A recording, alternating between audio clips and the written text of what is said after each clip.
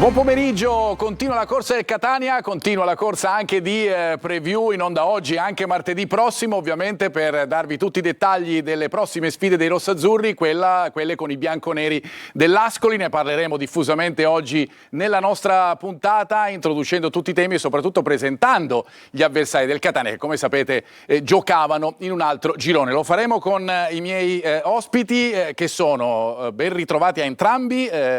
Intanto parto da Lucio Tosto. Ciao Lucio. Ciao Marco, ben trovato a te. E poi Fabio Timoniere. Ciao Marco, buon pomeriggio a tutti. Alla mia destra, come sempre, Ermanno Florio. Ciao Ermanno. Ciao Marco, buon pomeriggio a tutti quanti. E dall'altra parte, pronta per leggere tutti i vostri messaggi, la nostra Anna. Ciao Anna. Ciao Marco e un saluto a tutti voi che ci seguite da casa. Io vi ricordo la linea WhatsApp per interagire con noi scrivendo al 342 77 12 855.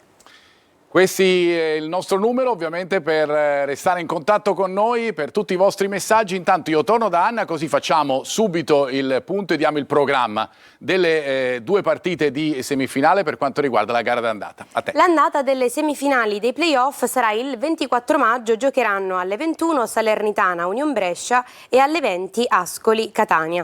Il ritorno sarà il 27 maggio, dove in caso di parità nei 180 minuti si andrà ai supplementari e ai rigori.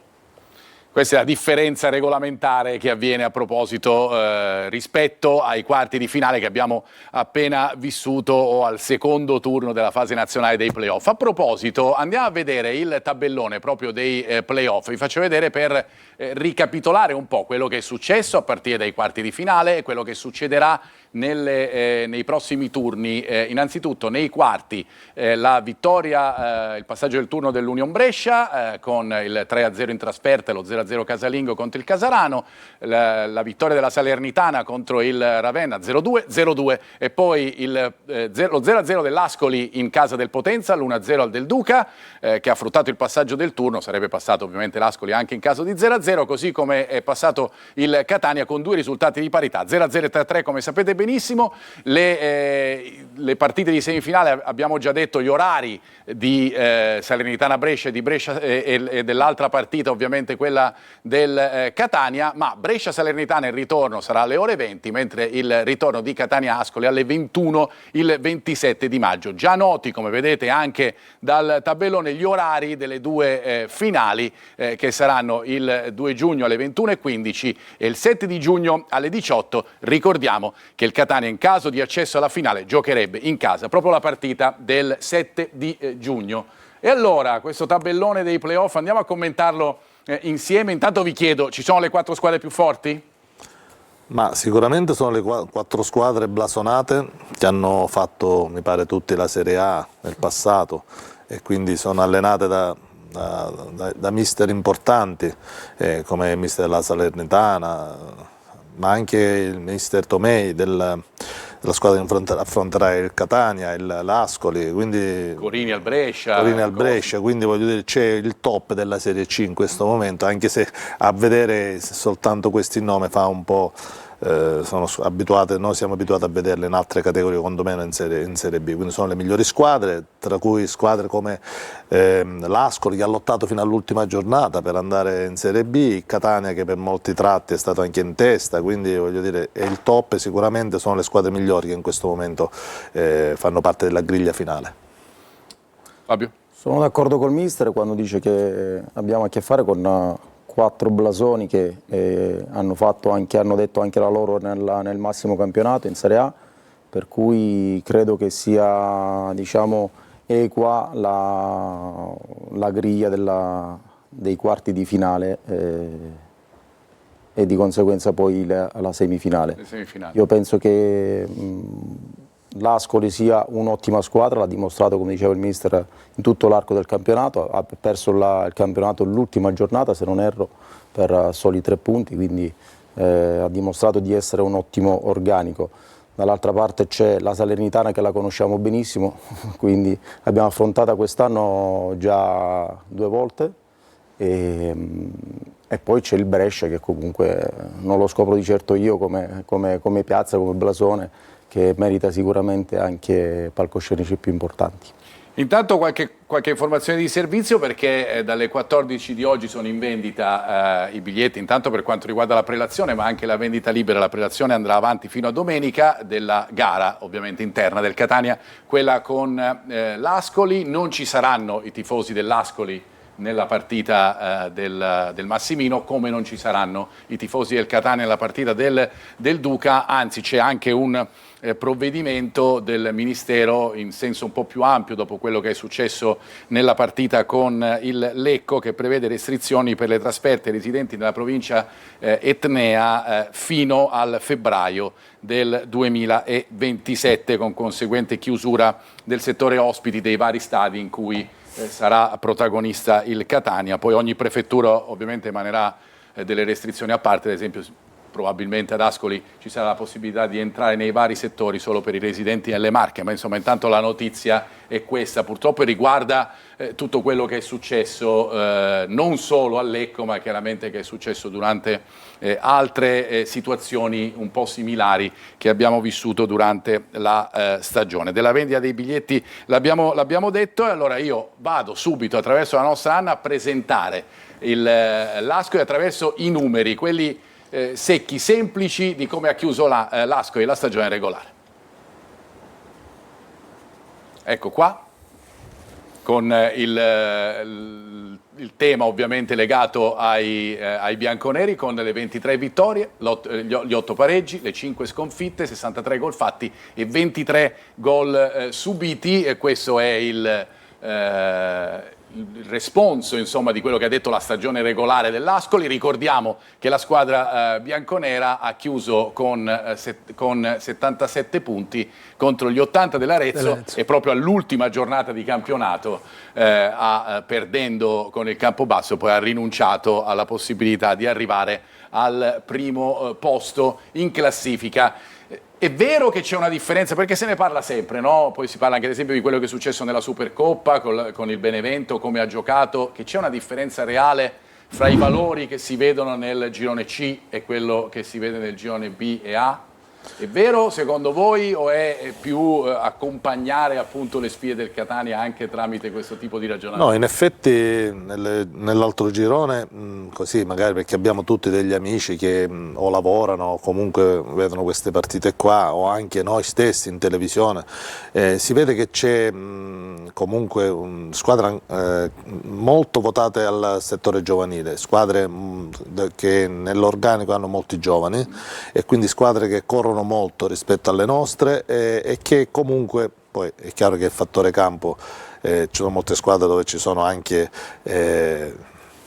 500 tifosi, 400 tifosi, e questo qua è una cosa che magari incide anche nel rendimento. Ho visto a Lecco c'è stato il pienone, c'erano 5.000 persone, di cui 1.200. In tutti i sensi comunque c'è una grande differenza, ma parliamo certo, in generale. Parliamo in generale, poi ci sono le eccezioni che sono Brescia e Ascoli, che comunque sono delle squadre, come abbiamo detto prima con Fabio, sono squadre blasonate. Queste vediamo proprio delle immagini tratte dal canale social dell'Ascoli, immagini appunto del Cino e Lillo del Duca, e lo stadio di Ascoli prima di una partita della squadra bianconera, una delle ultime, mi pare quella con il Guidonia, una delle ultime del campionato della stagione regolare. Si vede insomma anche quello che è la cornice di pubblico e quello che troverà il Catania nella partita di andata in casa dei bianconeri, con la possibilità poi di sfruttare anche la partita di ritorno. Andiamo a conoscerlo ancora meglio questo avversario, Ermanno, andando a vedere quelli che sono i dettami tattici di Tomei. L'abbiamo fatto ad esempio per Valente nella partita con il Lecco. Chiaramente sono squadre che conosciamo meno, fra virgolette, considerando che non sono state nel girone del Catania, e che tu adesso ci presenterai con queste 2 o 3 schede grafiche che abbiamo presentato. Sì, conosciamo meno, ma sicuramente diciamo, chi segue la Serie C in generale, anche su Instagram, sui social in generale. No, più che altro perché se ne è parlato tanto, no? Si parla tanto dell'Ascoli, soprattutto della crescita che ha fatto da inizio anno a questa parte, dalla crescita dal punto di vista tattico, ma soprattutto dalla crescita dal punto di vista del gioco, perché propone un calcio molto, molto propositivo, un calcio cosiddetto relazionale. Qui partiamo dalla grafica, così andiamo ad analizzare un pochettino quelli che sono i punti, i principi tattici fondamentali della squadra di Tomei, dove partiamo principalmente da una costruzione dal basso strutturata e codificata, ricercano sempre la superiorità in fase di costruzione, lavorando tanto col portiere, con Vitale, ma abbassando anche tutti e due i mediani alle volte, che sono Corradini e Damiani, allargando i due difensori centrali. Hanno un controllo degli spazi prima dell'aggressione, quindi non eseguono una pressione altissima, ma cercano di gestire e fanno del blocco medio quella che è la loro forza principale, del blocco medio difensivo la loro forza principale, andando a indirizzare la giocata avversaria sulle zone laterali per poi andare a riaggredire e ripartire.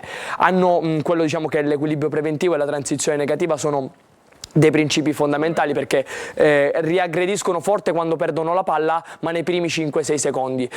Passati 5-6 secondi si riassettano e cercano di coprire principalmente quella che è la zona centrale, e poi quello che dicevo prima, no? L'attacco posizionale e anche il fatto di non dare punti di riferimento lì davanti è una chiave fondamentale, e sicuramente poi la flessibilità strutturale. Qui vediamo, ci fa vedere appunto i dati sensibili che riguardano le due partite dei playoff, e ne abbiamo parlato prima nel fuori onda, soprattutto per quanto riguarda gli XG, i tiri in porta e l'utilizzo dei lanci lunghi, praticamente assente nel gioco dell'Ascoli. Marco, in realtà questa, diciamo, noi ci confrontiamo spesso, e non mi era mai successo di vedere una squadra, di analizzare una squadra con una pericolosità così alta in due partite dove in realtà segna un gol solo.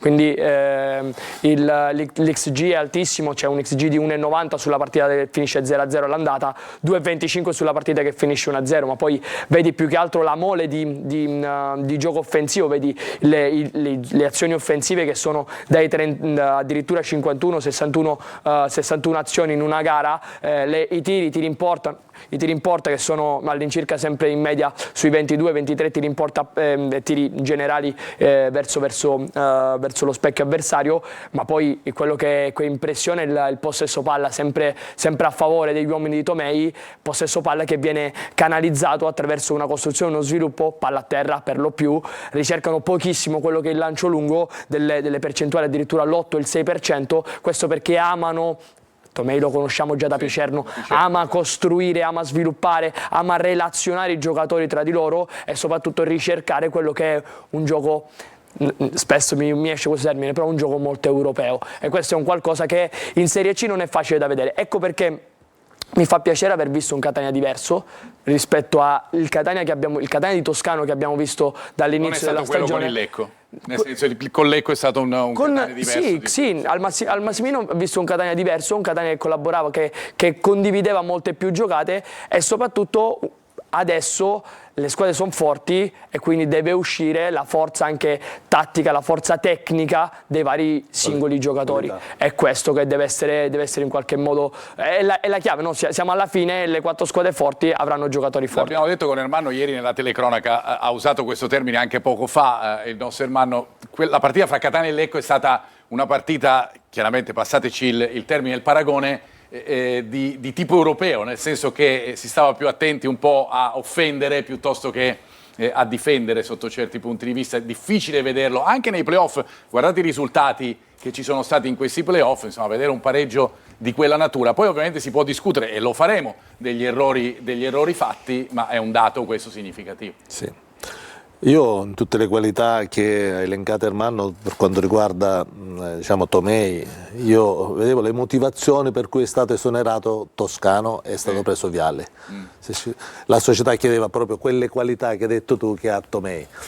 E sulla partita, guardi, io ho visto sì tanta qualità, si pensava ad offendere, ma ho visto tanti errori difensivi. Parleremo anche. Ho visto anche tanti, quindi i gol sono nati anche da errori sia da parte del Catania ma anche dalla parte del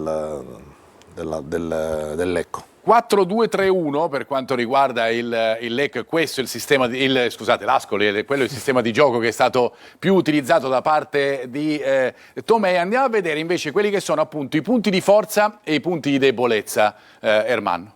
Sì, partiamo un pochettino sempre riguardando, no, quelli che sono i punti di forza. Vedi, l'avevamo già anticipato, la costruzione dal basso, che è una costruzione manovrata, un possesso palla e una ricerca dei mezzi spazi, utilizzando un calcio posizionale dove i giocatori ruotano e non hanno un ruolo fisso, ma hanno delle posizioni, cioè a seconda di dove si trovano nel campo devono occupare delle posizioni, e ogni posizione ha un principio differenziato che ormai è condiviso dai vari singoli giocatori. C'è un equilibrio, una difesa preventiva in qualsiasi circostanza, e soprattutto quello che dicevo prima, no? Il blocco medio-basso difensivo che ha permesso alla squadra di Tomei 20 volte sulle 38 partite giocate di lasciare la porta inviolata, quindi diciamo hanno un dato addirittura sui gol subiti inferiore rispetto a quello del Catania. 23 gol subiti, sì, nei playoff non ne hanno presi. La cosa su cui ho visto un po' di debolezza anche nella fase dei playoff, ma soprattutto in campionato, quando i ritmi sono tanto alti, se gestiti nei 90 minuti possono fare un po' di fatica, soprattutto in mezzo, sia Damiani che Corradini possono abbassare il livello qualitativo e soprattutto la tensione sulle seconde palle. L'altra difficoltà che possono avere è la pressione, perché se il Catania attiva una pressione ultra offensiva nella loro costruzione e li va a pareggiare uomo su uomo, cercando di limitare quelli che possono essere tutti gli appoggi, tutti gli sviluppi, possono trovare un pochettino di fastidi nell'uscita, e su quelle situazioni là delle transizioni veloci col Catania con tanti uomini nella metà campo avversaria possono essere in qualche modo vedere anche un taglio che tu hai fatto nella partita con il Lecco che può anticipare questo argomento, diciamo. Sì, e poi un altro punto di debolezza possono essere i duelli costanti sugli esterni. Mi è venuto da pensare, no, al possibile duello costante Cicerelli-Alagna, che sarà il terzino, quasi sicuramente il terzino di destra. Se vado a rivedere le partite, Alagna è un buon difensore, ma se è puntato in un certo modo potrebbe anche andare in fatica. Questi, diciamo, è anche un po' il lavoro sulle seconde palle, ritornando a quello che i ritmi, se i ritmi vengono mantenuti alti sulle seconde palle, non sono sempre impeccabili. C'è da dire pure, abbiamo fatto appunto questa presentazione un po' dell'Ascoli anche per conoscere meglio quelle che sono le loro caratteristiche. C'è da dire anche che abbiamo di fronte una squadra che per tutta la durata del campionato è sempre stata lì, quindi diciamo che ha tenuto sempre la tensione al massimo livello, ha sempre fatto intensità in tutte le gare, e lo dimostra il fatto che ha fatto 77 punti, certamente, per cui ci sta pure. Io ho visto alcune immagini della partita col Potenza, devo dire, tornando al tuo discorso, hanno creato parecchie palle gol, anche se poi alla fine hanno concretizzato soltanto una volta sola. Però è una squadra sicuramente di qualità. Sì. Andiamo da Anna, sentiamo il polso dei nostri telespettatori con i messaggi. Ciao Anna e un saluto allo studio. Secondo voi chi è la favorita per la promozione? Per Ermanno, chi bisogna temere di più dell'Ascoli? E ancora, a mio parere, Toscano dovrebbe mettere da parte alcune sue fissazioni e affidarsi ai giocatori più in forma in questo periodo. Volevo chiedervi se domenica Ascoli-Catania viene trasmessa in chiaro da voi, grazie. E ancora, la difesa attuale del Catania assomiglia più a quella imbarazzante di Viali che non al fortino inespugnabile di Toscano. Purtroppo Miceli non è di Gennaro e si vede e come. Allora, grazie Anna, partiamo dalla favorita, un nome. So che non vi volete... Quello che non si dice. Quello che non si dice, dai. Non volete scommettere, ma diciamo, c'è Lucio che guarda... No, ma io dico che la vera finale è questa qua con l'Ascoli, secondo il mio punto di vista. Chi passerà questo turno ha grandi chance per poi salire in B. Sono d'accordo con il mister. Sì, non ti vuoi esporre. Noi per quanto riguarda invece, vabbè, vi tolgo le castagne dal fuoco. Noi per quanto riguarda domenica andremo come sempre con diretta stadio per darvi tutte i collegamenti ovviamente anche con lo stadio del Duca e racconteremo chiaramente quello che avviene in campo fino poi a ciò che saranno poi il post partita con le interviste agli allenatori e a uno dei giocatori del Catania. Chi è il giocatore giocatore più pericoloso? Il giocatore più pericoloso, ti faccio due nomi. Il primo è Duffizzi, perché ha fatto una stagione incredibile, addirittura 14 gol e 9 assist nella stagione regolamentare, e non solo. L'altro giocatore che secondo me può dare tanto fastidio, ma perché mi piace, lo seguo già da 2 anni, è del Sole, che è l'ex Giuliano. L'anno scorso l'abbiamo visto, ha fatto praticamente impazzire la difesa del Catania. Che può subentrare, viene da una rottura del legamento crociato anteriore, però già in 8 presenze da subentrato ha fatto un gol e un assist, e secondo me ha sempre la numero 10, e come tutti i numeri 10 va guardato con un occhio differente. Con attenzione. Non ha il numero 10, ma ha fatto un gol da numero 10, un difensore del Catania, Mario Ierardi. Io vado subito da Anna, perché la nostra lente di ingrandimento è proprio su Super Mario. C'è la firma di Mario Ierardi sulla notte che ha spinto il Catania verso le semifinali play-off. Contro il Lecco, il difensore rossoazzurro ha disputato una gara di personalità, intensità e concretezza, diventando uno degli uomini copertina della qualificazione etnea. I numeri certificano una prestazione di alto livello: 5 duelli aerei vinti su 6, 11 palloni recuperati, 3 dei quali nella metà campo avversaria, e una precisione dell'82% nei passaggi. Sono dati che fotografano un calciatore totale, capace di unire aggressività, attenzione tattica e presenza offensiva. Arrivato il rosso-azzurro nell'estate del 2024, Ierardi continua a crescere per leadership e rendimento. Leadership e rendimento di Mario Ierardi. Qui vediamo il gol che vorrei che ci commentaste da studio, perché è un gol veramente magnifico. Ci sono 3-4 perle in questo gol eccezionale. Sì, sicuramente.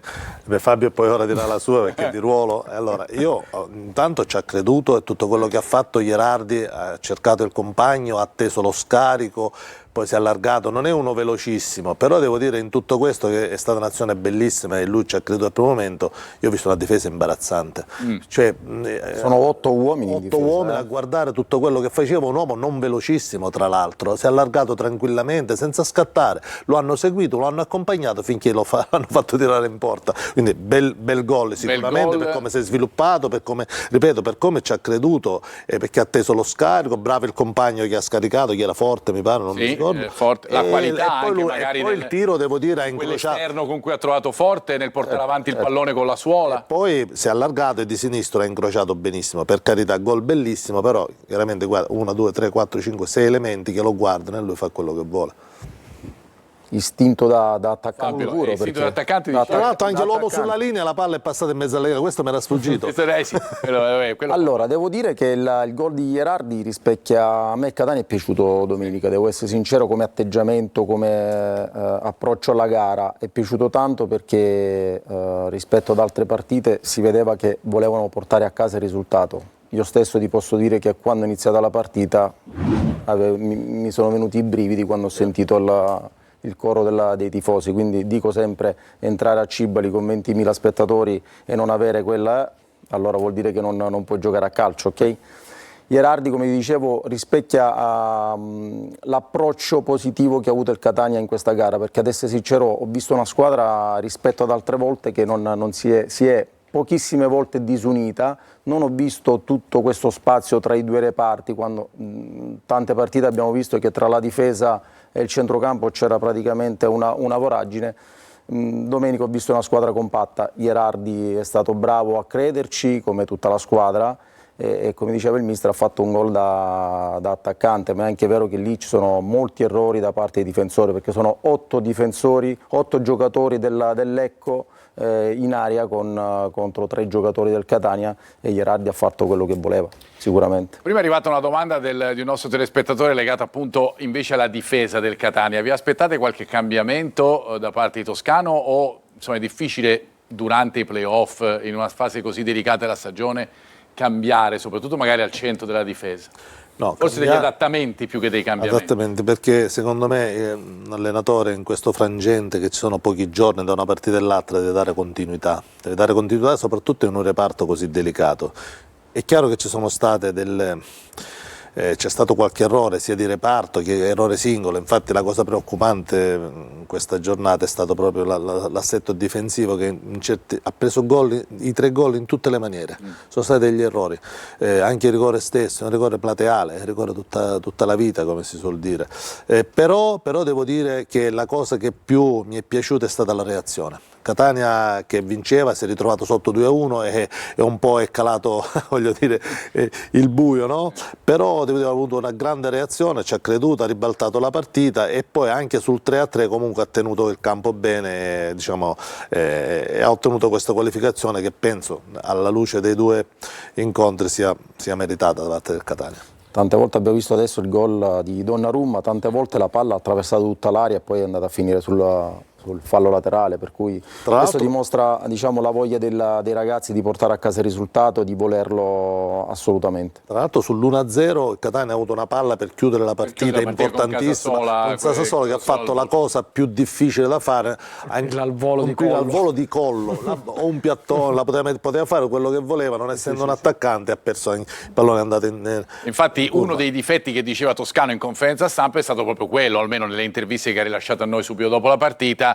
Anche il fatto di non essere riusciti a chiuderla questa partita è diventato... E la palla è stata una palla proprio nettissima. Però i primi 20 minuti, lo diceva Ermanno prima, abbiamo visto un Catania che non abbiamo sempre visto durante la stagione, riaggressioni feroci, ripartenze orchestrate al meglio con Jimenez e con Cicerelli, la forza dei 2 quarti, Casasola da una parte e Donnarumma dall'altra, che è riconosciuta da tempo, ma magari non sfruttata in questo modo come abbiamo visto nei 20 minuti iniziali, non so se siete d'accordo. Ma poi la cosa che mi è piaciuta tantissimo è con quanti uomini attaccavano l'aria, attaccavano gli ultimi 20-30 metri, che era stato secondo me il deficit della partita contro il Lecco, perché contro il Lecco... all'andata, diceva. Sì, all'andata sì, in terra lombarda, diciamo, in qualche modo il Catania su tanti cross vedeva solamente Forte o Cicerelli in maniera sporadica già dall'inizio, perché prima del gol di Donnarumma a 40 secondi c'è un'altra situazione, sempre su cross di Casasola per Donnarumma, ricerca da quarto a quarto, ma erano già 4 dentro l'area, con la presenza costante o di Di Tacchio o di Quaini sempre in appoggio, e questo comunque dà l'impressione sia all'allenatore ma soprattutto alla squadra avversaria che ci sei, che vuoi vincere la partita, che vuoi dominare l'incontro, e questo secondo me è stata qualcosa di diverso rispetto al solito Catania dell'ultimo mese. È quello che abbiamo chiesto, diciamo, al Catania quasi tutta la stagione, quello di fare intensità, perché ovviamente se non fai intensità in aria non puoi metterla dentro, non puoi fare gol. Quello è il discorso. È la cosa che, diciamo, nel Toscano 2 penso che l'allenatore, a quanto so io, abbia attenzionato. Proprio questo l'ha detto anche in conferenza stampa prima di partire per Veronello. È chiaro, no? che poi la partita d'andata, o per questioni, diciamo, di campo più stretto, campo anche il manto erboso sconnesso, forse tante cose, no? Però ora diciamo, al Cibali ha fatto vedere che davvero ha fatto un grande lavoro.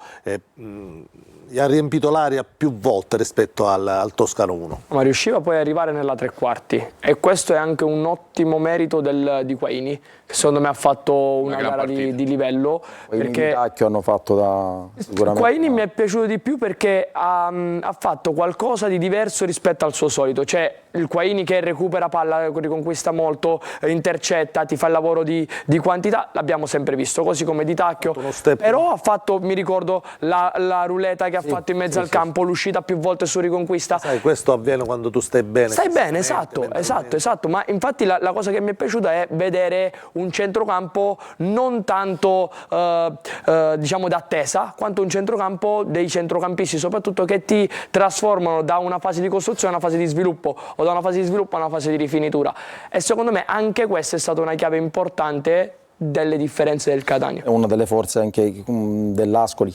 Sì, con i 2 là davanti, i 4 difensori e i 2 là davanti, un incontrista e l'altro un po' più di qualità, è quello che praticamente detta i tempi e la fa da regista un pochettino. Sì. E intanto andremo a parlare proprio nuovamente, è chiaro, ci proietteremo sempre di più verso la partita del Duca, il doppio confronto con l'Ascoli, subito dopo la pubblicità, fra poco.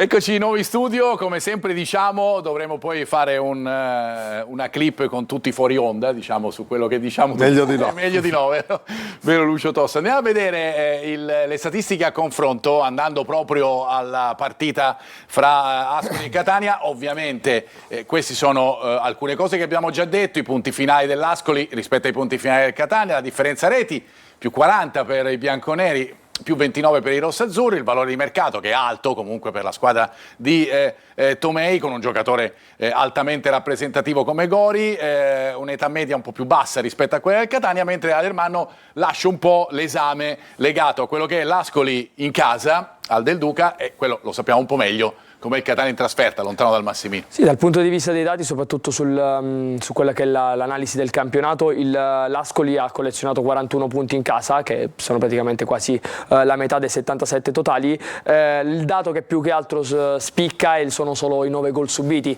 in casa, che rimangono sempre 9 gol rispetto anche ai playoff, che è un dato ovviamente abbastanza importante, che si riavvicina un pochettino a quelli che sono i gol subiti del Catania in casa anche, però la cosa che poi diciamo strizza l'occhio a chi vede i dati sono i dati del Catania in trasferta, perché il Catania in trasferta è una squadra differente rispetto al Catania in casa, per lo più quello che ci ha fatto vedere durante il primo turno dei playoff giocato. Sì, nel primo turno dei playoff però si è visto una cosa opposta, cioè si è visto praticamente un clean sheet fuori casa, invece 3 gol che invece di solito in realtà il Catania subiva sempre, infatti i 21 gol dei 25 totali li ha subiti fuori casa, però in realtà la cosa che fa un pochettino riflettere sono i pochi gol fatti, perché il Catania rispetto ai 54 gol fatti totali solo 20 li ha fatti fuori casa. 37%, come racconta appunto la nostra grafica. Io vado a collegarmi con Massimiliano Mariotti della Gazzetta dello Sport, direttamente da Ascoli. Massimiliano, buon pomeriggio. Buon pomeriggio a voi, bentrovati. Allora, dacci un po' sensazioni, idee e soprattutto attesa di questa partita intanto ad Ascoli, una partita comunque storica che non c'è da parecchio tempo, ma che è comunque nella storia del calcio sia dalle parti, dalla sponda rossazzurra che da quella bianconera. Beh sì, sono assolutamente d'accordo, Ascoli e Catania non hanno bisogno di presentazioni, due grandi club, due società storiche, due grandi squadre. Quando si sono scontrate c'era sempre in ballo qualcosa di importante, proprio a testimonianza del contributo che queste due squadre hanno sempre dato al calcio italiano, sia in Serie A che in Serie B e in Serie C, e chiaramente l'Ascoli si proietta a questa partita forte della qualificazione su Potenza, che ha ottenuto proprio l'altra sera una prestazione convincente, che ha visto i bianconeri anche ottenere molto meno rispetto a quanto creato, che non so se avete avuto modo di rivedere anche gli highlights. Il portiere del Potenza ci ha messo parecchio del suo per evitare l'imbarcata, questo a testimonianza che obiettivamente la squadra sta bene. Ha ritrovato quello smalto che poi aveva accompagnato i bianconeri nella parte finale del campionato, quando si era tentata questa incredibile rimonta sull'Arezzo, poi non andata a buon fine, però comunque capace di riaprire un campionato che fondamentalmente poteva essere già considerato chiuso a febbraio, perché a febbraio l'Ascoli aveva 12 punti di ritardo sull'Arezzo e poi è arrivato all'ultimo mese e le ultime settimane che erano proprio a pari, e quindi questo a testimonianza della crescita più che altro che è stata fatta dalla squadra e da Tomei. Questo ricordiamolo, che è un gruppo che è nato l'estate scorsa, è stato completamente rifondato a seguito di avvicendamenti societari che hanno visto l'ingresso del nuovo amministratore unico Bernardino Passeri, un nuovo progetto tecnico, un nuovo direttore sportivo, un nuovo tecnico che ha portato questa idea di un calcio propositivo, aggressivo e fatto con ritmi abbastanza alti, tant'è vero che poi è stata costruita una squadra con un'età media un pochino più bassa, meno esperta forse, però sicuramente capace di mettere in campo brillantezza in tutto l'arco della partita. Chiaramente nella prima parte del campionato alcune cose non funzionavano, perché quando si mettono insieme tanti tasselli nuovi poi è difficile trovare subito l'amalgama giusto, però poi andando avanti con i mesi si è riusciti a trovare, diciamo, la giusta intesa tra tutti gli elementi,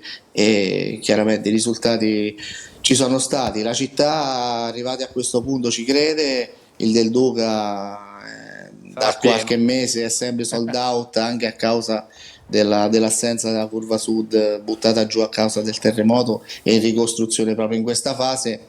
Però ecco, credo che sia la piazza Ascolana sia la piazza di Catania sono pronte per vivere questo momento. Massimiliano, se siete d'accordo, per me è come una finale anticipata. qualcuno l'ha detto in studio, il nostro Lucio Tosto, oltre a fare battute durante il fuori onda, ha detto anche questa cosa molto importante che dici anche tu della finale. Senza nulla togliere a Brescia e Salernitana, chiaramente. Ovviamente, sotto questo punto di vista si senti. L'ultima partita ha anche lasciato in eredità un infortunio, quello di Nicoletti. C'è poi la possibilità dunque che lui venga sostituito, anzi la sicurezza che venga sostituito, ci dici tu, da chi? E poi credo che poi il 4-2-3-1 classico di Tomei sarà quello che troveremo anche al Del Duca e sicuramente anche al Massimino nella partita di ritorno. Sì, purtroppo Nicoletti ha avuto questo problema muscolare nel corso della ripresa col Potenza e sarà sostituito da Rizzo, che è il suo sostituto naturale, quello che nel corso del campionato lo ha sempre rimpiazzato in casi di squalifica o infortunio. E il 4-2-3-1 penso che piuttosto Tomei si faccia puntare una pistola sulla tempia. È come il 3-4-2-1 di Toscano. È integralista a prescindere da chi incontra, è andato dritto come un treno dall'inizio alla fine. Soltanto in una partita mise un centrocampo a 3, ma perché c'erano delle assenze in attacco, però grosso modo la filosofia e il modo di giocare è questo, e non cambieranno sicuramente in un appuntamento così importante come quello col Catania. Senti, che cosa viene temuto? Tu ovviamente hai modo anche di avere contatti con l'Ascoli, con la società. Che cosa si teme di più del Catania in vista di questa partita? Beh, sicuramente il Catania ha un organico fatto di grandi nomi, questo è fuori ogni dubbio. Le qualità di giocatori singoli capaci di risolvere la partita anche attraverso un bagaglio di esperienza importante, perché c'è Forte che noi conosciamo bene, c'è Di Tacchio che conosciamo ancora più bene perché è stato all'Ascoli 2 volte ed è uscito proprio dal vivaio dell'Ascoli, oltre a Caturano che è stato anche da noi nel campionato 2015-2016 in B, e tutti gli altri, perché è inutile fare soltanto un nome. Il Catania ha tantissimi giocatori che possono fare la differenza e capaci di portare la partita attraverso l'episodio, attraverso la giocata vincente. Ho dimenticato Cicerelli, giocatore importantissimo, quindi penso che tutti questi valori ci permetteranno di vedere sicuramente un bellissimo spettacolo calcistico sul campo. E poi come andrà, chiaramente queste sono partite secche dove non si può sbagliare niente, non si può concedere neanche un secondo una situazione. Penso che si giocherà su chi limerà al minimo proprio ogni singolo errore. Grazie Massimiliano Mariotti, ci rivediamo ovviamente martedì prossimo, ti aspettiamo qui a Preview per commentare in parte quello che sarà successo al Del Duca e anticipare quello che succederà al Massimino. Grazie Massimiliano, ci vediamo martedì. Volentieri, è stato un piacere. Buon pomeriggio allora al collega. Io invece voglio andare da Anna perché andiamo a sentire altri messaggi che arrivano da casa. Messaggio per te Marco, ti chiedono se Toscano recupera qualcuno. E ancora, grande Donnarumma, bellissimo gol, forza Catania. Passaggio di turno meritato, forza Catania. Ci scrivono anche, state descrivendo l'Ascoli come se non avessimo speranze, praticamente stamoni a casa. Un saluto da Napoli. E ancora Giuseppe 54, se Toscano parte dal presupposto di giocare contro l'Ascoli con la solita frase prima non prenderle che poi in casa vinciamo, si sbaglia di grosso. Primo perché l'Ascoli non è il Lecco e dopo al Massimino abbiamo visto che la difesa sta facendo acqua da tutte le parti. Pertanto per passare il turno deve vincere necessariamente domenica prossima. La squadra ha le capacità per ottenere grandi risultati, forza Catania. E questi sono i messaggi di incoraggiamento. Per quanto riguarda noi, non è vero che stiamo descrivendo l'Ascoli come se il Catania non avesse speranze, stiamo tentando semplicemente di descrivere l'Ascoli. Infatti abbiamo detto sia i punti di forza che i punti di debolezza della squadra bianconera. Massimiliano ci ha ricordato che il Catania c'ha 3 ex dell'Ascoli, per cui diciamo che ci sono tutti i presupposti per il gol dell'ex. Sì, non sarebbe bello vedere il gol di tutti e 3 gli ex, questo sicuramente. Già da domenica. Più degli avversari. Comunque Marco sull'ultimo messaggio, no? Prima prenderne poi. Io ho visto una faccia, diciamo, un po' stranita del mister Tosto, no? Perché il mister ne ha fatte, penso, di queste gare, quando giochi l'andata fuori, forse. Io non penso che Toscano vada all'Arma Bianca ad Ascoli a giocarsi la partita a viso aperto come se non ci fosse un domani. Io penso che le contromisure le avrà, se le prenderà e giocherà una partita accorta e cercherà di sfruttare quelle che sono le debolezze dell'avversario, perché la presunzione nel calcio non paga mai. Quindi dobbiamo riconoscere che il Catania ha un organico importante, ma l'Ascoli, voglio dire, non scherza infatti, minimamente. Ripeto, torno a dire, non stiamo descrivendo l'Ascoli come se fosse il Real Madrid, diciamo PSG e l'Arsenal, per dire le due finaliste di Champions, ma come una squadra di qualità. Ci vuole il miglior Catania, non solo a livello dei singoli, ma soprattutto a livello di atteggiamento tattico, perché stiamo giocando una buona squadra, quindi, ripeto, la presunzione non premia nel calcio. Sai cos'è che differenzia tanto momentaneamente l'Ascoli e il Catania? Non tanto la qualità, perché secondo me la qualità dei singoli il Catania ha qualcosa in più. Lo vedi dal monte ingaggio, lo vedi dal valore della rosa, lo vedi dai giocatori che hanno vinto tanto, soprattutto in queste categorie.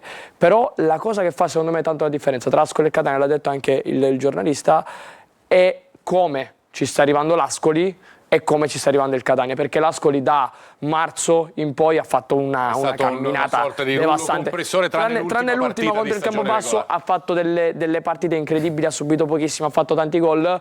La differenza del Catania è che invece non vince in casa. Però ogni partita fa storia a sé. Lo so, però anche i playoff è un campionato a sé. Appunto. Sono emozioni completamente diverse da quelle che sono il campionato, la stagione regolare. Però Fabio, penso come ci arrivi mentalmente, certo, no? Se sei... Quella è la cosa principale, la cosa più importante, come ci arrivi mentalmente ai playoff.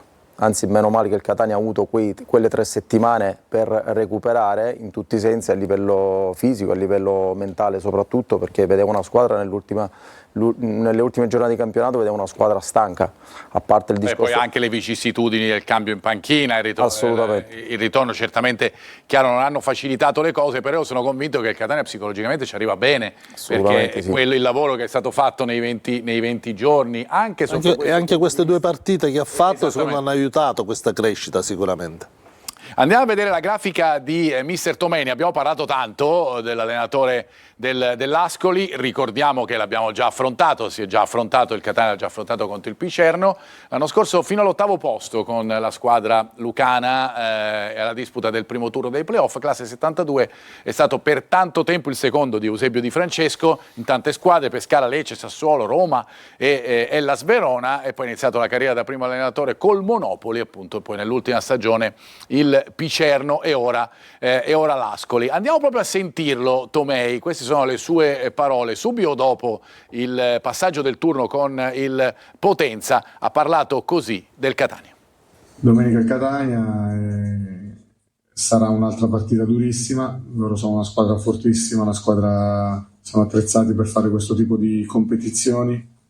Avremo la prima partita in casa e dobbiamo fare di tutto per recuperare le energie, perché in questo momento, giocando ogni 3 giorni, la cosa più importante è il recupero. Ecco.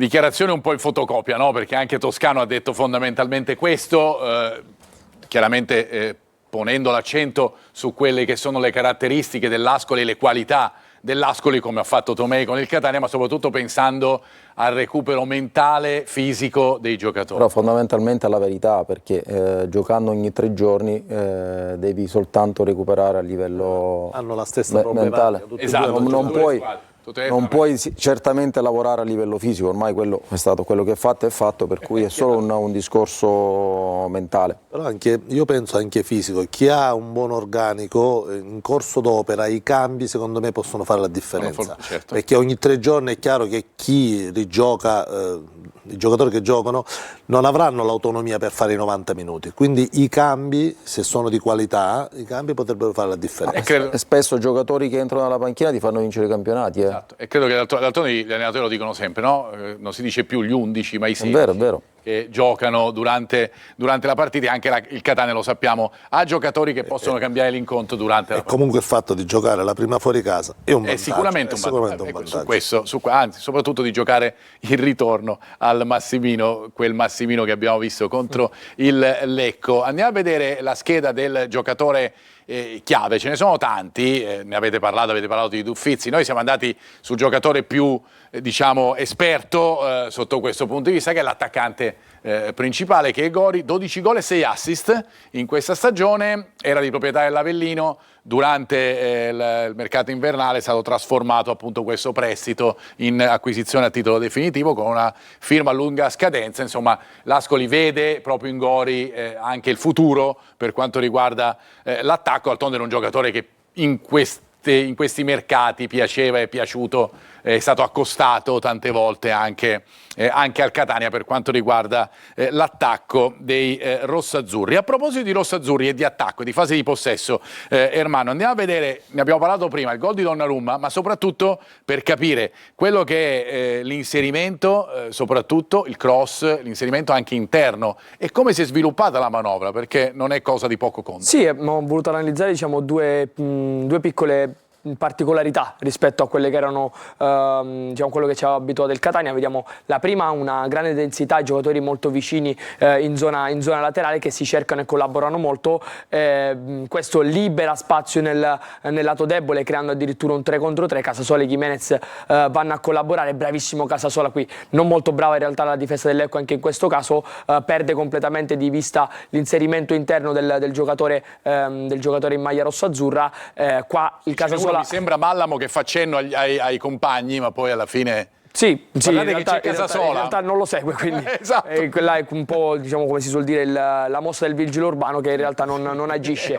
La differenza qua, poi la cosa che mi è piaciuta, la differenza è l'attacco dei 3 giocatori dentro l'area e la collaborazione, la condivisione del movimento col quale attaccano l'area, perché Forte si muove alle spalle del primo difensore, Cicerelli fa una mezzaluna uscente per andare a ricevere un appoggio, uno scarico, un passaggio a rimorchio, mentre Donnarumma chiude completamente, proprio fa questa corsa in verticale verso il secondo palo, infatti va quasi a sbattere sul palo. Casasola serve proprio il quarto posto che deve semplicemente spingerla. Devo dire, se la rivediamo, il movimento più importante ha fatto Cicerelli. Ha fatto Cicerelli, esatto. Ma si mette sul dischetto e si fa il gol. È stato... Ora perché Donnarumma ha fatto gol, quindi quello è stato il passaggio più giusto da fare in quel momento. Perché ha segnato. Però diciamo che quello più giusto. Però c'era in realtà l'altra scelta, no? Che era quella. La posizione migliore se l'è creata, non ce l'aveva, se l'è creata. L'avversario più vicino è a 3-4 metri. Con quel movimento, guarda. Fa un movimento bellissimo. È solo. Guarda come si è staccato dal difensore. Di solito chi va sul fondo la mette là. Sì, al rimorchio, perché vedi la porta, fai quel movimento proprio per vedere. Il difensore è portato ad andare verso la porta. Calcia in quel modo e trova poi la deviazione. Scusate, Casasola calcia in quel modo e trova la deviazione di Donnarumma. Ritorniamo da Anna per i messaggi da casa. Per me il Catania deve temere se stesso e trovare fiducia dei propri mezzi. Un saluto a tutti, forza Catania. Buon pomeriggio a voi tutti figli del vulcano, concentrati tutti adesso per abbattere l'Ascoli e continuare il sogno che vogliamo tutti. Vamos Catania, conquista la folla. E ancora buongiorno, intanto sempre complimenti per la trasmissione. Io sinceramente penso che se giochiamo come mercoledì sera con un po' di attenzione in più possiamo farcela. Voi ospiti cosa ne pensate? Forza Catania sempre e comunque vada. figlio del vulcano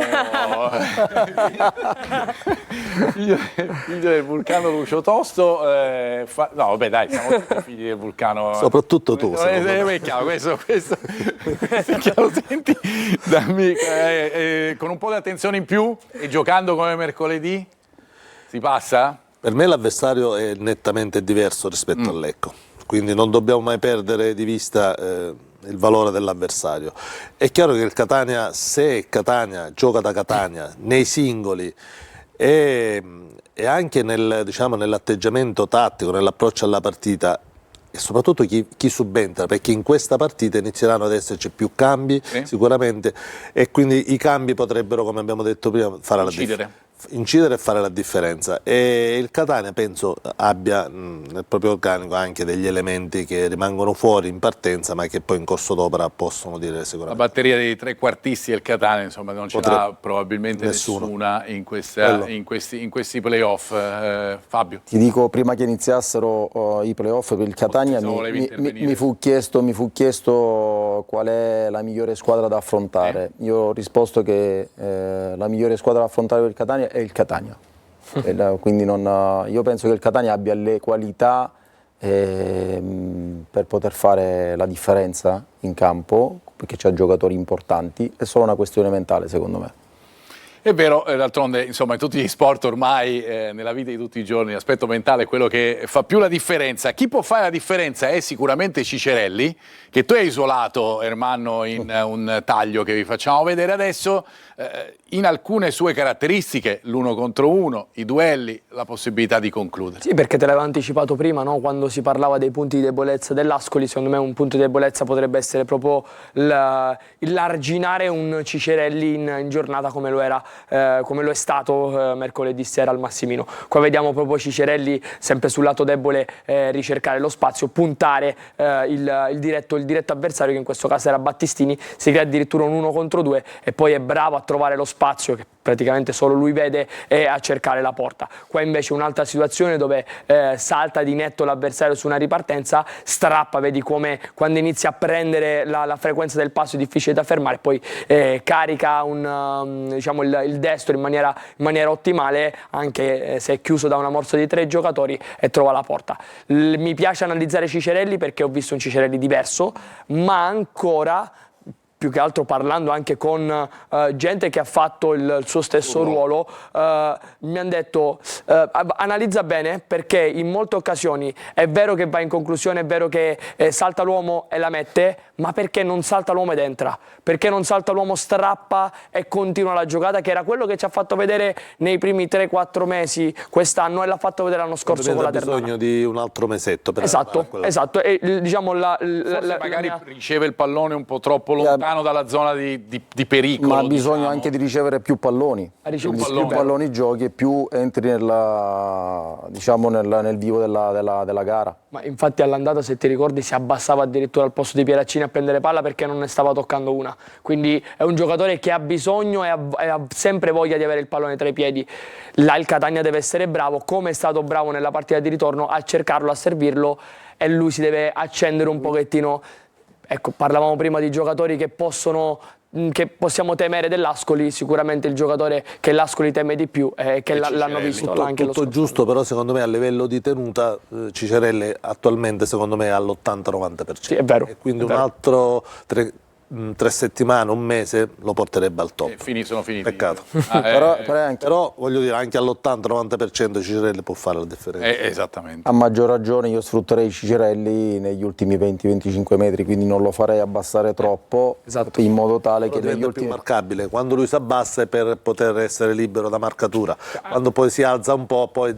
Però bisogna... Sempre anche lì ci vuole l'equilibrio, no? Ad esempio, abbiamo visto nella partita con il Lecco dove certe volte veniva a prendersi il pallone nella metà campo. Ma perché là non è marcato? Perché là non è marcato. Se lui si alza, poi si mette in una situazione in cui... Però la differenza secondo me la fa anche tanto la presenza di Donnarumma rispetto alla presenza di Celli, perché come dice Lucio, mi abbasso per prendere palla, ma c'è Donnarumma che prende il mio posto e quindi mi libera lo spazio, il terzino, il braccetto di turno non mi segue. Se invece nel caso in cui resta Celli bloccato e mi abbasso, comunque ho sempre l'uomo addosso e non riesco mai ad accendermi. È quello che fa l'Ascoli, Sì. Ascoli con Duffizi e Silipo non fanno altro che venire a prendere palla tra le due linee e gli esterni e i terzini che vanno poi alla cross. Sì. Corrono. Intanto andiamo a vedere quelli che sono gli ex del Catania. Ne abbiamo parlato tanto degli ex bianconeri in rosso-azzurro, invece che faranno gol. Vediamo attraverso questi speriamo di no. Ci auguriamo di no. che sono Curado, difensore capitano dell'Ascoli nel Catania nella Serie C 23-24 con 32 presenze, un gol e 3 assist, e poi Emanuele Ndoi con anche lui nella stagione 23-24 12 presenze e un assist, e poi una piccola apparizione nella stagione successiva. Sono appunto i giocatori che il Catania si ritroverà contro da ex nella partita del Duca. Abbiamo parlato dell'aspetto, diciamo, della fase di possesso del Catania. Andiamo invece a quella di non possesso e a due analisi che facciamo. La prima è quella del gol preso dell'1-1, che Ermanno ci spieghi anche secondo quello che poi sono state le scelte di Pieraccini o di Donnarumma o di Micheli. Sì, diciamo che ci sono 3 errori di 3 giocatori differenti e mi piacerebbe analizzarli con la grafica, perché in qualche modo le andiamo anche a commentare un pochettino con i nostri ospiti. Qua vediamo il primo errore è quello di Micheli, no? Ma arriva in ritardo sul duello aereo, perde il duello aereo, però come vedi la difesa è completamente piazzata, che fa copertura, addirittura sono 4 giocatori a fare copertura. Qui Pieraccini è vero che viene attaccato da 2 giocatori, ma ha il tempo e lo spazio per fare un'altra scelta di giocata, e sicuramente anche Donnarumma ha le sue colpe perché non segue completamente Urso su questo taglio, quindi non copre quella che è il taglio interno, ovvero la copertura della porta, ma si mette quasi di fianco. Non si aspetta che Urso arrivi dietro le sue spalle. Più che altro secondo me Donnarumma che non si aspetta che Pieraccini faccia scorrere quel pallone, però diciamo, la differenza, la cosa che mi preme un pochettino rimarcare è la postura di Pieraccini, perché Pieraccini si mette di taglio rispetto al pallone che arriva frontale. In quel caso, anche nel caso in cui vuoi giocare frontale, quindi la vuoi mettere su o la vuoi mettere a terra, non è quella la posizione corretta. Però il Catania era posizionato bene. La cosa che dispiace è questo: non vedi un Catania che è posizionato male, che è con una difesa con una linea sbandata, è posizionato bene e si poteva fare meglio. Diciamo è più errori individuali che... Sì, è stato più l'errore individuale di Pieraccini e la valutazione di come andare a impattare la palla, ma anche lì secondo me la difesa leggermente doveva scappare un po' di più. Assolutamente. Bastava che Donnarumma andasse in diagonale, seguisse l'uomo, che non succedeva, quindi c'è stato anche l'errore finale di Donnarumma, secondo me, perché l'uomo l'ha visto, lo vedeva l'uomo, lo segue, gli ha preso perché era un metro davanti e quindi non era preparato. Gli ha preso quel metro e mezzo, e poi era praticamente impossibile riuscire, anche per la spinta che aveva Urso in quel momento, riuscire a recuperarlo. O quantomeno poteva fare 2 passi in avanti e magari provare a metterlo in fuorigioco, però diciamo mantenere la linea, le linee, perché è staccato di 3 metri. Sì.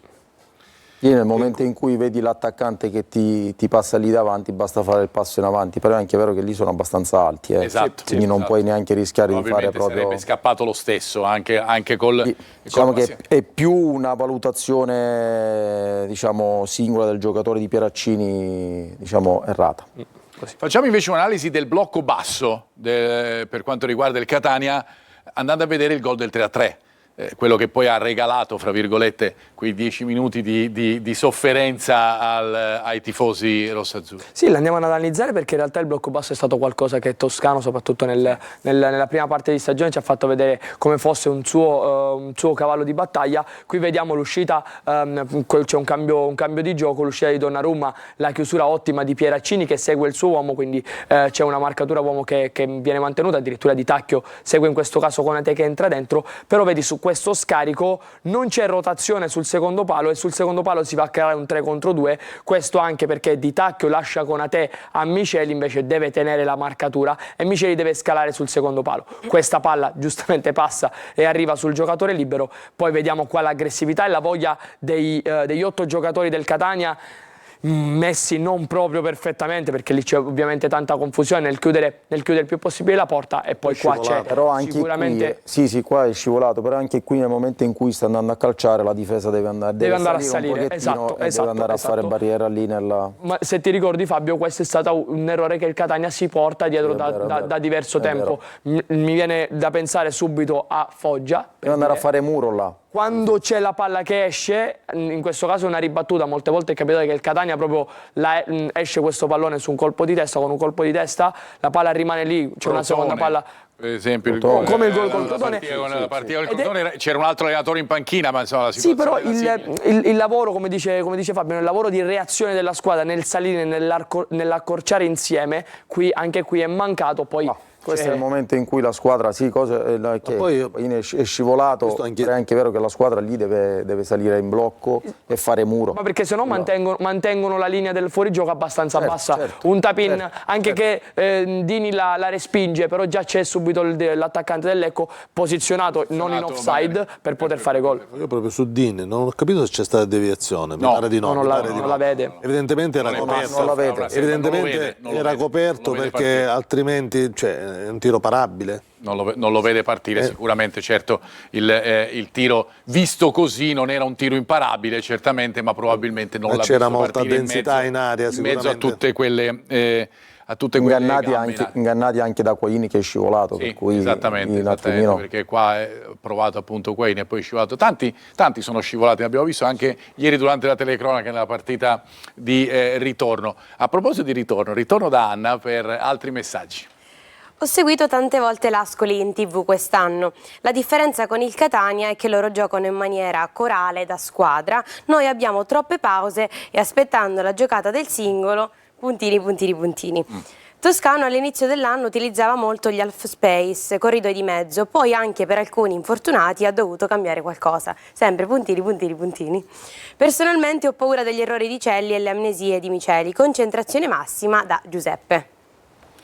E questi sono, intanto apprezzo perché vedo che i messaggi sono molto tecnico-tattici, diciamo, fra virgolette. In realtà la ricerca dei mezzi spazio, ovvero dell'half space, è qualcosa che viene tanto ricercato soprattutto con la presenza di Gimenez, perché Gimenez si sa muovere benissimo davanti a Forte, che ti tiene la linea difensiva abbastanza bassa, e in quel corridoio di mezzo, come ha spiegato benissimo il telespettatore, lui, in questo caso Gimenez, si muove molto in quello spazio, e là poi è quello che fanno, l'ha detto prima Fabio, è quello che fa in maniera perfetta l'Ascoli. È la forza del 3-4-2-1. Sì, l'utilizzare i due trequartisti è quella, ma anche il 4-2-3-1 che vedremo dell'Ascoli. Loro ricercheranno costantemente questi interspazi, però lì secondo me è anche tanto Cicerelli o D'Ausilio Bruzzaniti prendono palla larghi, perché loro sono degli esterni. Loro giocano con invece un po' più trequartista. I due esterni a piede invertito, per cui... Sì.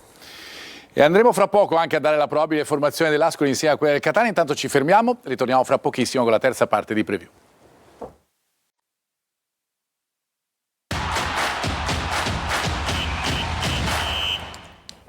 Terza parte di Preview, ricominciamo parlando ovviamente della partita del Catania con l'Ascoli, andando ad analizzare quelle che sono le risultanze anche della partita del Catania con il Lecco. L'abbiamo fatto fino adesso, lo facciamo anche, Ermanno, attraverso la fase di pressione, no? Per quanto riguarda il Catania. Ieri abbiamo preso proprio questo spunto durante la telecronaca che abbiamo fatto assieme, perché ci ha particolarmente convinto questo modo di utilizzare lo spazio in quel momento e anche la pressione, no, per i rossazzurri, prima poi che si arrivasse al gol del 2-2. Sì, perché il Lecco in realtà, come anche un pochettino l'Ascoli che vedremo domenica, era una squadra che ama costruire, l'abbiamo visto nella partita di andata, però grazie alla pressione ultraoffensiva del Catania, arrivato a un certo punto hanno preferito metterla su invece che costruire, e qua vediamo proprio delle azioni di pressione qui su una loro costruzione, vedi uomo su uomo contro uomo in molto alta, diciamo, a tutto campo e addirittura Higuaín a uscire su Furlan. Qui c'è una piccola scivolata, ma soprattutto quella pressione porta all'errore dell'avversario e poi da questa diciamo, rimessa laterale si guadagna il calcio d'angolo da cui nasce il pareggio del Catania. Il momento voglio evidenziare il fatto che questo era il momento anche più difficile della partita, per capire che la squadra è rimasta comunque concentrata sul pezzo. Sì, qua invece l'altra parte, la fase di pressione invece su uno sviluppo centrale, vedi il Catania anche qui uomo contro uomo, ovviamente su palla laterale un uomo contro uomo nella zona e poi dalla riconquista palla, perché non aveva il giocatore che riceve laterale, non ha un appoggio vicino, c'è una ripartenza che va a scaturire in qualche modo a infiammare quelli che sono i 3 riferimenti offensivi e si può creare pericolosità anche in questo modo. Rivediamo questa sì, qua è questa è una fase di costruzione, quindi è una pressione alta, vedi Di Tacchio, Cicerelli, Jimenez, Forte, ognuno orientato sul proprio bravo Higuaín che segue a fare pressione quello che vi chiedo è, questo è una chiave che possiamo vedere al Del Duca contro l'Ascoli? Non so se sarà una chiave fin dall'andata o fin dal primo minuto come l'ha fatto vedere al Massimino, però in alcune fasi, soprattutto quando l'Ascoli svilupperà in questa zona, ecco perché ho voluto ritagliare pure questo, in zona centrale, quindi non proprio nella fase di costruzione, sarà importante chiudere completamente quelli che sono, soprattutto quando la palla arriverà laterale, chiudere completamente quelli che sono gli appoggi centrali e poi quando si riconquista palla in mediana ripartire velocemente per una transizione. Lucio. Sì, io non penso proprio che questo sia il tema della partita di Ascoli, magari i primi minuti per dare un indirizzo alla partita, per incoraggiare, è un po', sono delle azioni diciamo dimostrative più che altro, dove a parte che poi diciamo a livello di dispendio di energie non lo puoi fare per 90 minuti. Di solito si fa nei primi minuti iniziali, dove tu si aspetta la squadra di casa magari che ti attacca, invece tu fai vedere proprio che non hai paura, che vai là a prestare alto, ma lo puoi fare qualche minuto. Sì, 15-20 minuti soprattutto. Poi Catania coprirà gli spazi e cercherà sull'errore avversario di poterlo sfruttare. Andiamo a vedere le ultime dell'Ascoli, ne abbiamo parlato già, no? Perché in questo modo vi facciamo capire anche qual è lo stato di forma, ne abbiamo già parlato della squadra bianconera. L'unica sconfitta che vedete, che poi è stata l'unica sconfitta veramente nel giro degli ultimi mesi dell'Ascoli, è stata quella nell'ultima partita, dopo la grande rincorsa di cui ci parlava anche il collega ascolano, la partita finale della stagione regolare con la sconfitta di Campobasso, la contemporanea vittoria dell'Arezzo, che poi ha portato l'Arezzo in Serie B. Poi per il resto vedete l'1-0 0-0 nelle 2 partite dei playoff, ma poi la vittoria con il Guidone nella penultima, la vittoria di Forlì, la vittoria contro la Vispesano. Insomma, questo è lo stato di forma di una squadra che abbiamo ampiamente descritto e che viene riassunta attraverso i numeri in questo caso. A proposito di numeri, anzi di parole, in questo caso sentiamo ancora quelle dei nostri telespettatori attraverso la nostra Anna. Buongiorno, avete notato che i giocatori del Catania scivolavano spesso per tutta la partita? Forza Catania. Invece Benedetto da Catania ci scrive: buongiorno, Higuaín al posto di Miceli e Jimenez a centrocampo. Che ne pensate? Che ne pensiamo? Higuaín, io non credo che cambierà, insomma, non penso. Se devi cambiare Miceli, non con Higuaín che non lo fa da un anno. Esattamente. Parte il centrale. E poi il problema è che non puoi. Ma cambi 2 reparti. Cambi due reparti, non penso proprio.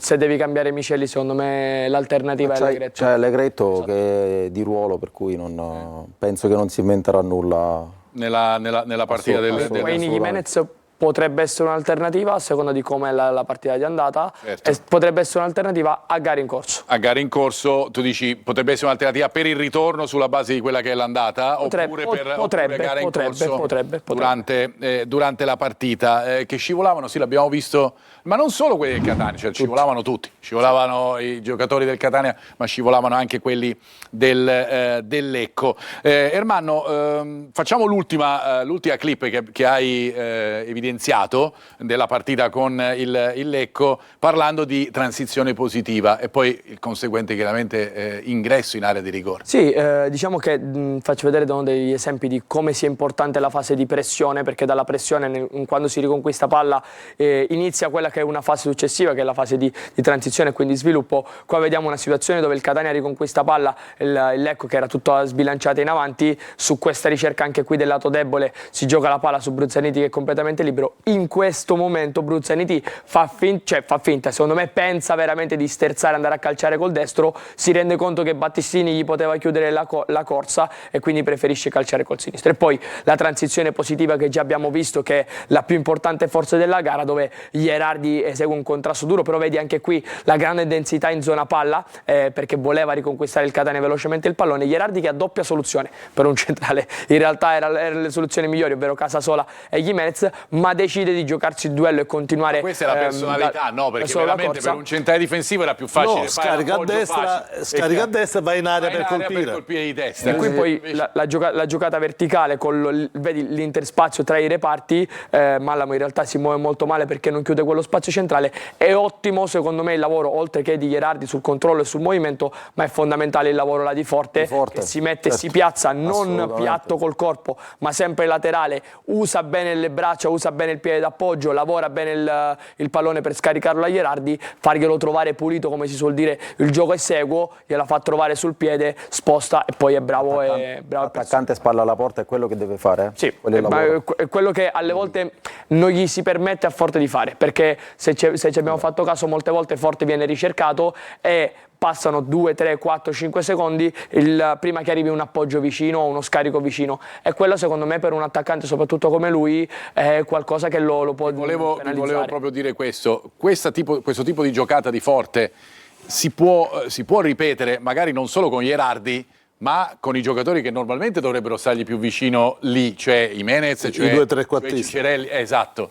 Cioè questa è una soluzione che il Catania può tenere presente anche deve tenere presente anche per riuscire ad aumentare la pericolosità lì davanti. Considera che lì eravamo dentro l'area, per cui è giusta la giocata che ha fatto, lo scarico diciamo basso che ha fatto su Gherardi, perché comunque c'aveva Gherardi lì a 1,5 metri, sì. Per cui è giusto quella giocata lì, ma è una giocata che si può fare benissimo con i 2 trequartisti quando siamo diciamo un pochettino più alti, più bassi verso la nostra porta.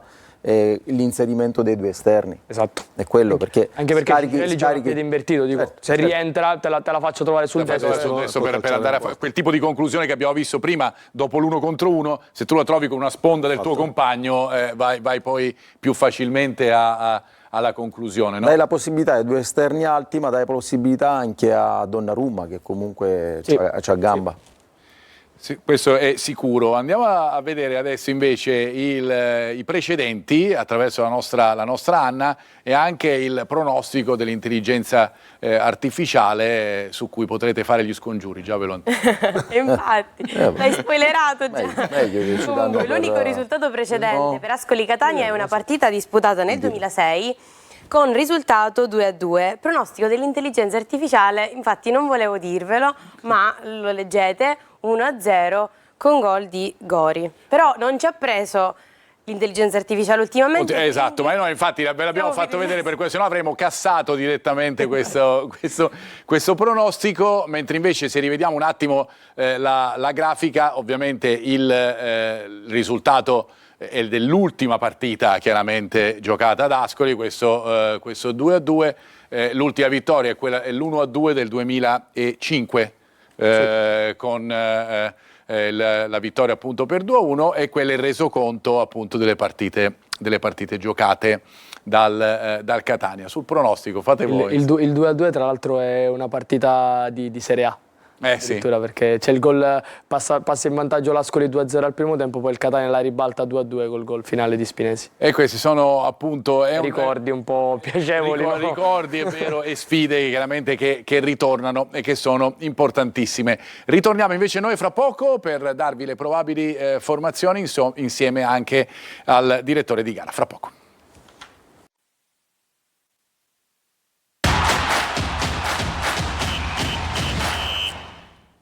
Eccoci di nuovo in studio, le battute finali di questa puntata di preview per andare a vedere subito quella che potrebbe essere la probabile formazione dell'Ascoli, ovviamente per entrambe le squadre, lo sapete, c'è la seduta di rifinitura di domani in cui ci saranno tutte le indicazioni maggiori, ma insomma sono due squadre che hanno delle caratteristiche risapute e riconoscibili. Ritroviamo per quanto riguarda l'Ascoli questo tipo di formazione con Alagna e Guiebre sui due esterni, Curado con Rizzo al centro della difesa, Corradini e Damiani, Silipo e Duffizzi, di cui abbiamo parlato tanto in questa puntata. Abbiamo parlato forse un po' meno, l'ha accennato Fabio, di Rizzo Pinna, che è il giocatore che gioca appunto alle spalle di Gori, o che dovrebbe giocare alle spalle di Gori, insomma, secondo anche quello che si è visto nelle partite precedenti della squadra di Tomei. C'è un giocatore che temete in modo particolare? Qualcuno l'abbiamo già detto. Rizzo Pinna 6 gol e 7 assist. Non l'abbiamo nominato, ma è un giocatore che ha fatto differenza. Anche Milanese che subentra a lui 9 gol. Quindi sono giocatori tutti secondo me da tenere. Fabio, parlavi dei due, a parte i due esterni, in difesa, ma anche i due esterni di tre. I due esterni alti che fanno la differenza, perché vengono a giocare lì tra le due, a ricevere palla tra le due linee e permettono agli esterni bassi di andare poi al cross.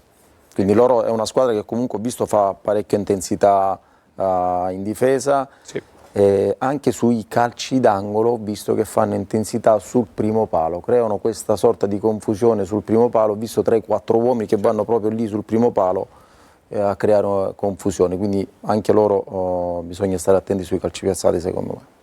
Andiamo a vedere invece quella che è la probabile del Catania, la vediamo attraverso, anche in questo caso attraverso la grafica, fondamentalmente quella che abbiamo visto nell'ultima partita. C'è una situazione legata, ad esempio un'alternativa potrebbe essere, e la sottopongo anche a voi, quella di Celli, che potrebbe essere un giocatore impiegabile magari sia da braccetto chiaramente che da esterno, che l'esterno di sinistra, con le soluzioni che diceva anche prima Ermanno, no? È un giocatore diverso rispetto a Donnarumma, è un giocatore diverso rispetto a Pieraccini. Io non credo che si possa rinunciare a Gherardi in questo caso o a Pieraccini per se cambiare. Non c'è un motivo che sia fisico, di calo, di qualsiasi... Non penso che andrà a ritoccare la squadra assolutamente rispetto a quella che abbiamo visto a Cibali. Jimenez sì dal primo minuto, perché secondo voi più di D'Ausilio? D'Ausilio l'ho sempre, ad essere sincero, l'ho sempre visto, anche se sul finale del campionato era uno di quelli che era più in forma.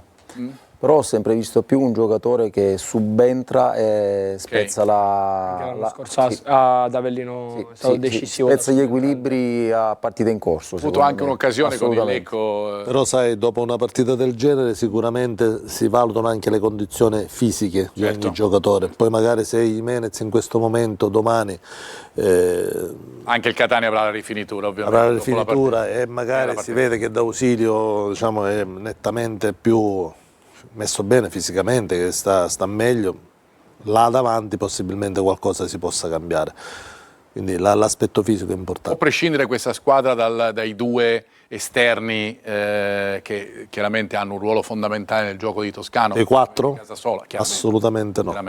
Casasola e Donnarumma. Ecco perché storcevo un po' il naso quando parlavi di Celli. Sì, esatto. No, ma infatti io vi ho dato un'alternativa che è plausibile e che è fattibile, però chiaramente la domanda poi è questa, no? In quel caso mettere Pieraccini a destra, Allegretto e Mancino con Gherardi centrale.